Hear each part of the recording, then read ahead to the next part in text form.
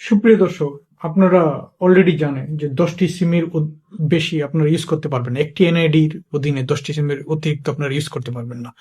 তো 10-এর অধিক যদি আপনার সিম থাকে, তো এই মাসে বন্ধ হয়ে যেতে পারে 10-এর অধিক বাকি সিমগুলো। কিন্তু আপনার রানিং সিমগুলো কিভাবে রাখবেন? ধরেন আপনার 17টা সিম আছে, এর মধ্যে আপনি 10টা রাখবেন, বাকিগুলো রাখবেন না। কিন্তু অথরিটি তো বুঝতে পারবে না যে আপনি কোন সিমটা আপনার থাকা উচিত, কোনটা থাকা উচিত না। তারা এই গড়ে 17টা থেকে 60টা সিম নাম্বার বাদ দিয়ে দেবে, এতে আপনি বিপাকে পড়তে পারেন। তো এই ক্ষেত্রে আপনি কি করবেন?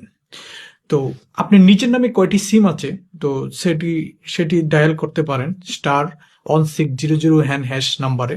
তো দরকারি সিম আপনি যাচাই করুন, যা দিয়ে আপনি ফেসবুক খুলেছেন, যা দিয়ে আপনি হোয়াটসঅ্যাপ খুলেছেন, যা দিয়ে আপনি ব্যাংকের ওটিপি আছে। তো এই সিমগুলো আপনি বাছাই করুন। তারপর নিকটস্থ কাস্টমার কেয়ারে গিয়া বলুন যে এই সিমগুলো আমার লাগবে, বাকিগুলো আমার লাগবে না। তো ওইগুলো কাস্টমার কেয়ার থেকে আপনাকে বাদ দেওয়ার তারা প্রক্রিয়া শুরু করবে।